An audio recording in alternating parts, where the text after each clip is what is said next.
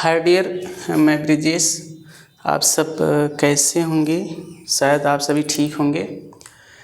तो आज हम बात करेंगे कि एक मूत्रमार्ग और शिश्न की संरचना के बारे में। यह वास्तव में कैसा है, एक पुरुष का सहायक जनन अंग है। तो इसके पहले मैंने और भी वीडियो डाला है, तो आप सब उस वीडियो को देखना और उसके बाद इसको देखना, तो बहुत अच्छे से समझ में आ जाएगा। और वैसे मैंने कोशिश किया है कि उसको आप नहीं भी देखोगे तब भी ये बहुत आसानी से समझ में आ जाएगा। तो इसके पहले हम आपको पढ़ाए थे कि जो पुरुष का एक और भी मुख्य जनन अंग है, जैसे वृषण के बारे में बताए थे। उसके बाद आदि वृषण के बारे में, शुक्रवाहिनी जो होती है, शुक्राशय क्या है, और 3 प्रकार की सहायक जो जनन ग्रंथियाँ होती हैं जो अनेक प्रकार के पदार्थों का स्राव करती हैं। तो उसमें से मैंने आपको बताया था शुक्राशय के बारे में। जो शुक्राशय कहाँ पर होते हैं, यहाँ पर ऐसे संरचनाओं में होते हैं, इस तरीके से ये वाली जो संरचना है, और यहीं से आकर के जो शुक्रजनन नलिका आकर के यहीं पर जुड़ जाती है और वहाँ से शुक्राणु आगे की ओर बढ़ते हैं और धीरे धीरे वो शरीर से बाहर पास होते हैं। तो यहाँ पर आज हम बात करेंगे, और ये लास्ट वीडियो होगा जो नर जनन तंत्र का। तो यहाँ पर हम क्या पढ़ेंगे, मूत्र मार्ग व शिश्न की संरचना के बारे में पढ़ेंगे।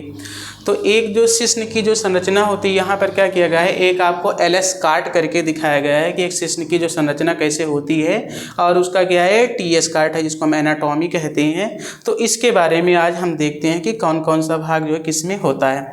तो सबसे पहले हम बात करेंगे कि ये जो मूत्रमार्ग क्या है। तो मूत्रमार्ग वास्तव में यह शरीर के जो अपशिष्ट पदार्थ होते हैं, जिसको हम यूरिन कहते हैं, मूत्र कहते हैं, वो शरीर से क्या करता है, बाहर करता है। और इसी भाग से शुक्राणु सीमेन के साथ होते हुए शरीर से बाहर होते हैं। तो पुरुषों में क्या होता है कि पुरुषों में मूत्रमार्ग से, इसी भाग से मूत्र भी शरीर से बाहर होता है, और इसी भाग से सीमेन के साथ स्पर्म भी शरीर से बाहर होता है। तो पुरुषों में केवल एक ही छिद्र पाया जाता है, लेकिन स्त्रियों में क्या होते हैं, अलग अलग होते हैं। तो उसमें मूत्रोजनन छिद्र अलग होता है और जो जनन संबंधित से होता है वो अलग होता है। तो यहाँ पर आज हम बात करेंगे शिश्न तो एक सहायक है, और यहाँ पर मेन बात किसकी किया जाएगा कि शिश्न की संरचना के बारे में। तो हम सबसे पहले जानेंगे कि शिश्न का कार्य क्या होता है।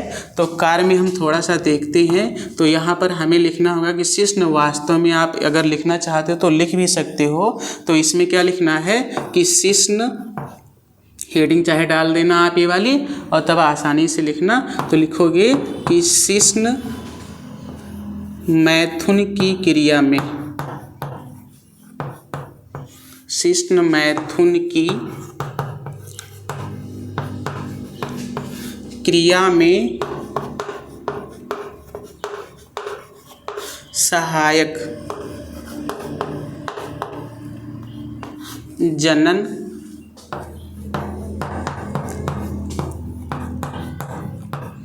अंग होता है।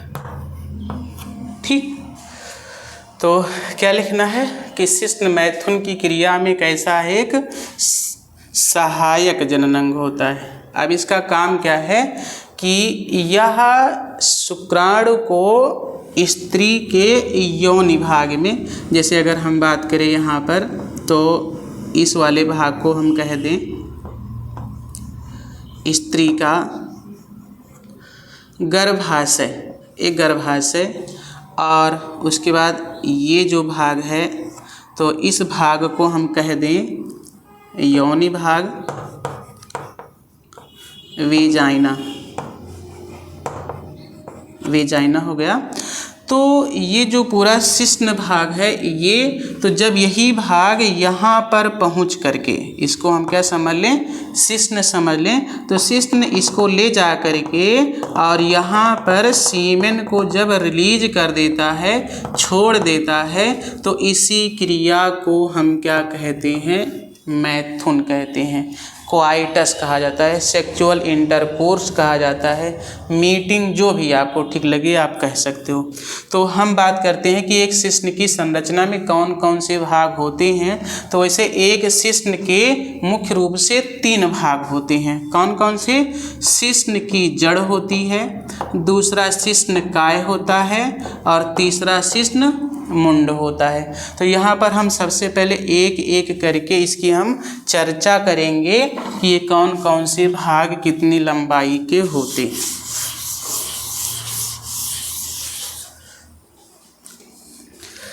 तो सबसे पहले आप इसमें डालना चाहते हो तो या थोड़ा सा लिख सकते हो कि इसके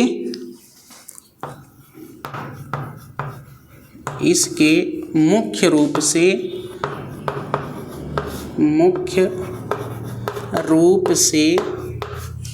3 भाग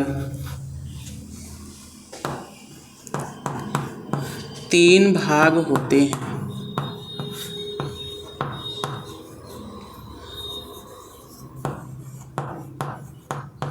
तीन भाग होते हैं। कौन कौन से? तो सबसे पहला कौन सा भाग होता है? सबसे पहला है शिश्न जड़। तो इसमें आप चाहे हेडिंग डालना चाहते हो तो हेडिंग डाल करके लिखे ना। तो सबसे पहले हम इसमें कौन सी हेडिंग डालेंगे? शिश्न की जड़।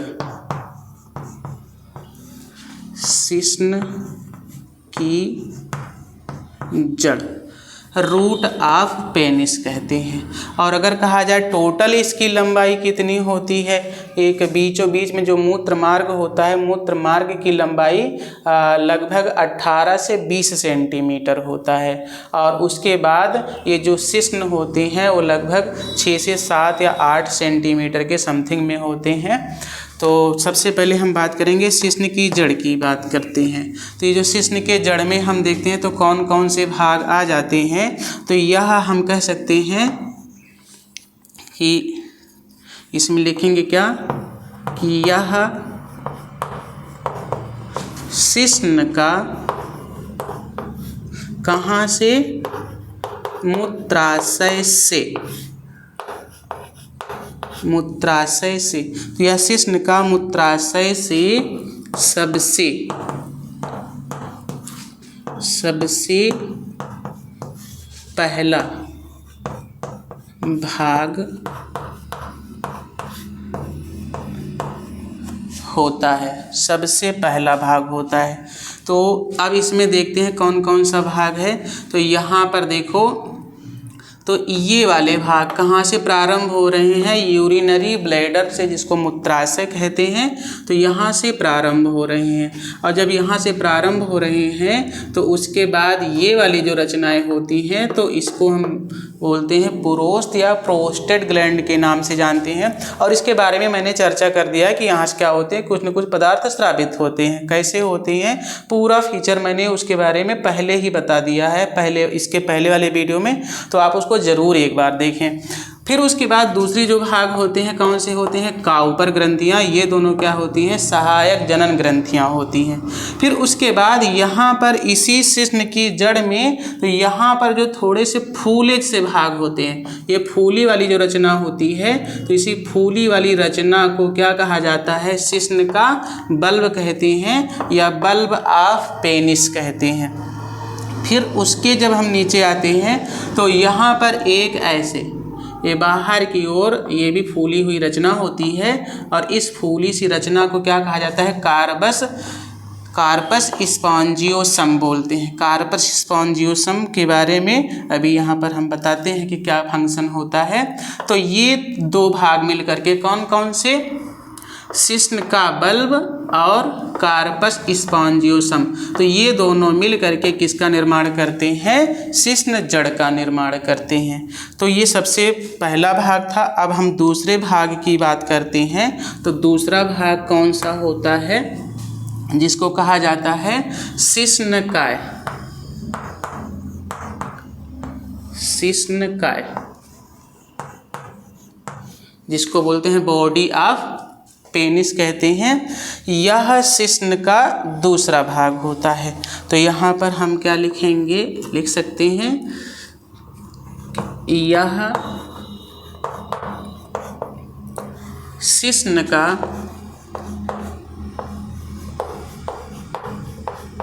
दूसरा भाग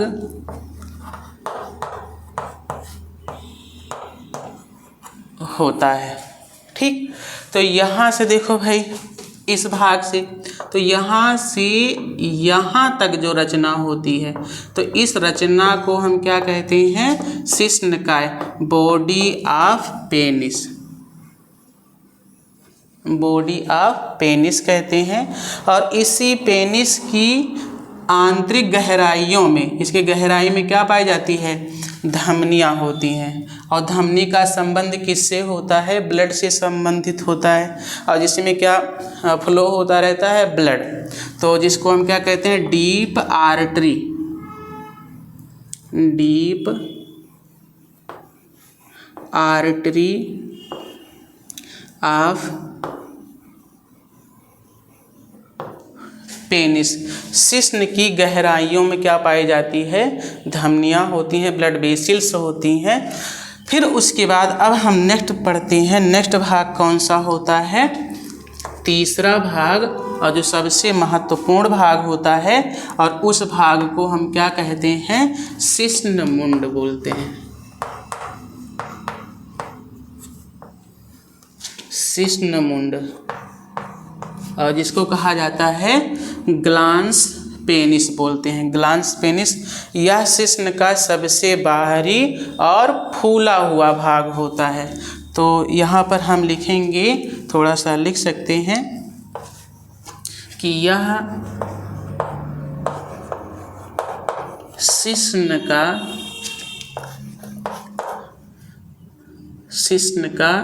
सबसे अंतिम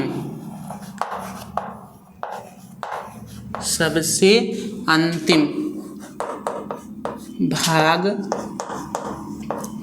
होता है। ठीक, तो शिश्न का सबसे अंतिम भाग कौन सा है? शिश्नमुंड होता है। अब इस शिश्नमुंड के बारे में हम थोड़ा सा और चर्चा करते हैं कि इसमें भैया होता क्या क्या है। तो इस भाग में ध्यान से देखो, तो इसमें सबसे बाहर एक स्किन होती है, और उस स्किन को हम क्या कहते हैं? शिश्नाग्र कहा जाता है। तो इस सबसे बाहर की ओर एक आवरण बनाती है स्किन का, उसको क्या कहा जाता है? शिश्नाग्र, या प्रीपियूस बोलते हैं, या इसी को और क्या कहा जाता है? फॉर स्किन बोलते हैं। अब फॉर स्किन वास्तव में इस ग्लांस पेनिस को या शिश्नमुंड को बाहर से ढके रहती है। और जब ढके रहती है तो कभी कभी क्या होते हैं कि ये यहाँ पर इन्फेक्शन भी कर सकते हैं, संक्रमण भी कर सकते हैं। क्यों करते हैं? क्योंकि इसी जहाँ पर ये जंक्शन होता है किसका? शिश्नमुंड का और बॉडी ऑफ पेनिस का, जहाँ पर जंक्शन होता है, यहीं पर थोड़ी सी एक ग्रंथि होती है, और उस ग्रंथि का नाम होता है टीसन ग्लैंड। टीसन ग्लैंड के नाम से बहुत इंपॉर्टेंट है, ये पूछा भी गया हुआ क्वेश्चन है। ये टीजीटी में क्वेश्चन में आया है कि जहाँ पर जंक्शन होता है वहाँ पर कौन सी ग्रंथियाँ होती हैं, तो उस ग्रंथि का क्या नाम है? टीसन ग्लैंड। और टीसन ग्लैंड से एक सफ़ेद सा पेस्ट निकलता है, सफ़ेद सा पदार्थ निकलता है, और उस सफ़ेद से पदार्थ को हम क्या कहते हैं? स्मेग्मा कहते हैं। देखो लिखा है, तो इसको क्या कहा जाता है? स्मेग्मा। और स्मेग्मा वास्तव में कैसा होता है? ऑयली होता है, सिवेसियस के तरीके का होता है। जैसे सीबम हमारे जो त्वचा में स्किन से संबंधित तेलीय से पदार्थ स्रावित करती हैं, तो वैसे यहाँ पर भी ये ऑयली सा सफ़ेद सा पदार्थ स्रावित करती हैं, और उसको हम क्या कहते हैं? स्मेग्मा कहते हैं। और इसी स्मेग्मा के कारण इसमें क्या हो जाती है? दुर्गंध आनी शुरू हो जाती है। इसीलिए हमें क्या करना चाहिए? समय समय पर इसको साफ करना चाहिए। तो दो धर्म होते हैं, जैसे जाज यहूदी धर्म होते हैं और मुस्लिम धर्म होते हैं। तो वो जब बच्चे रहते हैं, बच्चे अवस्थाओं में, तो उसमें क्या करते हैं? इस फॉर स्किन को या स्किन को हम क्या करते हैं? हटवा देते हैं। तो वास्तव में एक छोटा सा क्या होता है? शल्यक्रिया होती है, ऑपरेशन होता है। तो उसी ऑपरेशन के कारण इसको हटवा देते हैं, और तब इस क्रिया को कहा जाता है सरकमसीकम। तो जब मुस्लिम में या यहूदियों में, ईसाइयों में इसको क्या करें? हटवा देते हैं ऑपरेशन के द्वारा, तो उसको सरकमसीकम कहते हैं। सरकमसीकम, या जिसको कहा जाता है खतना। तो उसको हम क्या बोलेंगे, खतना कह सकते हैं। जैसे यहाँ पर थोड़ा सा नोट कर लेना, इसी भाग में खतने, सरकम सीकम बोल देते हैं। तो जब इसको हटा देते तो यहाँ पर सफ़ेद से जो स्मेग्मा जमा होता रहता है वो जमता नहीं है, इसलिए यहाँ पर कोई इन्फेक्शन नहीं होता है। तो ये इम्पॉर्टेंट है। अब उसके बाद इसके कितने भाग हो गए, 3 भाग हम उसके बारे में पढ़ लिए। अब हम पढ़ेंगे उसकी आंतरिक संरचना के बारे में, जिसको बोलते हैं एनाटॉमी ऑफ पेनिस। तो पेनिस की जो अगर हम शिश्न की आंतरिक संरचना पढ़ते हैं तो जब इसको ऐसे काटा जाए, जब ऐसे मान लो कि ये पेनिस है और इस पेनिस को हम ऐसे काटते हैं, जब ऐसे काटते हैं तो उसको बोलते हैं ट्रांसवर्स सेक्शन, टीएस काट लेकर के। और जब हम देखते हैं तो उसके आंतरिक संरचना में कौन कौन से भाग नज़र आते हैं। तो यहाँ पर तो जो सबसे बाहर की ओर जो भाग होते हैं तो एक अस्तर के बने होते हैं, और उस अस्तर का नाम क्या है, ट्यूनिका एल्बुजिनिया। ये इम्पॉर्टेंट भी है। जिस तरीके से वृषण जो टेस्टिस होता है तो टेस्टिस में आवरण होता है, तो वैसे यहाँ भी होते हैं, ट्यूनिका एल्बुजिनिया के अस्तर होते हैं। और उसके आंतरिक संरचना में, तो आंतरिक संरचना में ही हम यहाँ पर अगर बात करें तो जैसे भी आपको बताया गया था, इसमें क्या होती हैं, उसकी गहराइयों में धमनियाँ होती हैं। तो धमनियाँ देखो कितनी होती हैं, 3 होती हैं। एक यहाँ पर कैसी है, तो एक यहाँ पर हो गई, एक यहाँ पर हो गई, जिसको हम बोलते हैं कार्पोरा कैवर्नोसा। अब ये कार्पोरा कैवर्नोसा कैसी होती है, ये पेयर में होती है, इम्पोर्टेंट है। और ये किसके लिए इम्पोर्टेंट है, तो बेसिकली नीट के लिए बहुत इम्पोर्टेंट है ये वाले भाग। तो ये क्या है, कार्पोरा कैवर्नोसा, और कैसे होते हैं, पेयर में होते हैं। अब इनका काम क्या होता है, तो ये जो इसमें पाई क्या जाती है, इसमें जो 1 ब्लड वेसल्स होती हैं, जो एक धमनियाँ होती हैं, वो करती क्या है, तो इनका काम है ये वाले, तो इनका काम होता है कि 1 ब्लड वेसल्स शिश्न की लंबाई में सहायक। तो जब क्वाइटस होता है, जब मैथुन की क्रिया होता है, अभी मैंने बताया था कि जब स्त्री के वेजाइना में, तो स्त्री के वेजाइना में जब ये शिश्न पहुंचता है तो क्या होते हैं, वो लंबाई में, साइज में चेंजेस करते हैं। तो जब लंबाई में वृद्धि होती है तो समझ जाना कि उस समय कौन सी धमनियाँ काम कर रही हैं, ये वाली धमनियाँ काम कर रही होती हैं। इसी के कारण शिश्न क्या होते हैं, लंबाई में बढ़ते हैं। और दूसरा क्या होता है कि एक यहाँ पर, तो ये वाले जो भाग होते हैं, तो इस वाले को, दूसरे को हम क्या कहते हैं, कार्पोरा स्पॉन्जियोसम। तो कार्पोरा स्पॉन्जियोसम, और ये कैसे होते हैं, अनपेयर होते हैं, ये सिंगल होते हैं, एक होते हैं।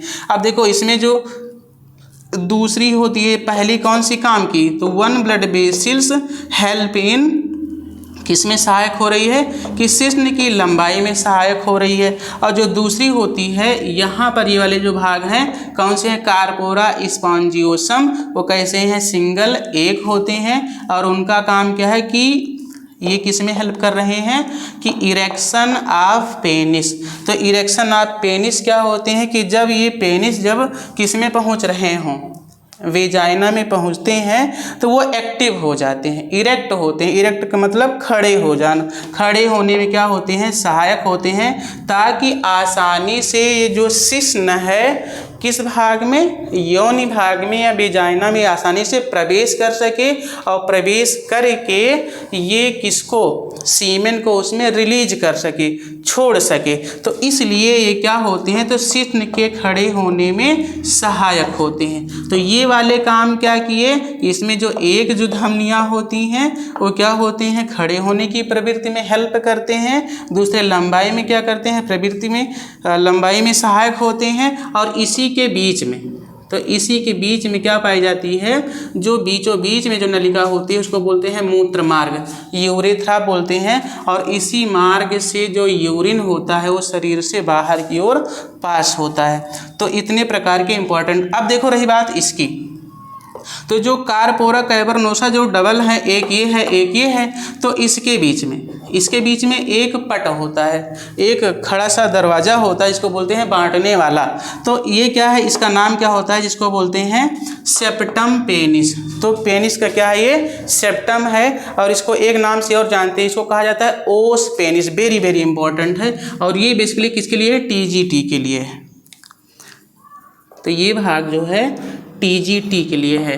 तो ये क्वेश्चन भी पूछा गया है कि जो सेप्टम होते हैं उसको और किस नाम से जानते हैं, उसको कहा जाता है ओस पेनिस।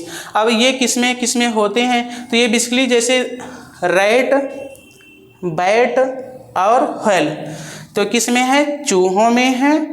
बैट मतलब चमगादड़ में, और व्हेल तो जानते हो जो बड़ी सी जिसको हम व्हेल कहते हैं, उसको सबसे पहले क्या जानते थे, उसको मछली कहते थे, लेकिन मछली वास्तव में नहीं है। और ये बेसिकली कैसे जो कार्निवोरस होते हैं, जो मांसाहारी होते हैं, तो मांसाहारी में अगर ये पाया जा रहा है तो उनको कहा जाता है बोनी पेनिस। उसको किस नाम से जानेंगे, मांसाहारियों में इसको बोनी पेनिस के नाम से जाना जाता है, जिसमें हड्डियां कहते हैं। और ध्यान देना है वास्तव में इसमें कोई हड्डियां नहीं होती हैं। इसमें क्या पाई जाती हैं, गहराई में धमनियां होती हैं, और जब क्वाइटस होने को होता है, मैथुन की क्रिया होने को होता है, तो बहुत तेज़ी से इस धमनियों में ब्लड फ्लो होने लगता है। और जब ब्लड बहुत तेज़ी से फ्लो होगा, बहुत तेज़ी से रुधिर आने शुरू हो जाते हैं, तो इसी में क्या होते हैं, परिवर्तन होते हैं। कौन कौन से परिवर्तन होते हैं, तो एक तो होते हैं लंबाई में वृद्धि होती है, और दूसरा खड़े होने में परिवर्तन होता है। तो ये पूरी रचना किसकी थी, एक शिश्न की संरचना थी। तो शायद आपको समझ में आ गया होगा छोटे से इस वीडियो में, बहुत इंपॉर्टेंट है।